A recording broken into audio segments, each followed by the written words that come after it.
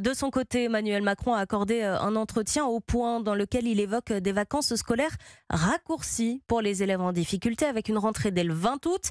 Difficulté exacerbée par les 15 millions d'heures de cours perdues sur les seules années 2020-2021. Mais le président le promet, Louis Salé, à la rentrée, tous les enseignants absents seront remplacés. Eh bien, d'après des textes de loi publiés en août, ces heures seront assurées par des collègues qui n'enseignent pas forcément la même matière, mais qui se sont engagés à réaliser des remplacements pendant l'année en échange d'une revalorisation salariale. Cependant, il n'est pas certain que suffisamment d'enseignants adhèrent à ce système à la rentrée.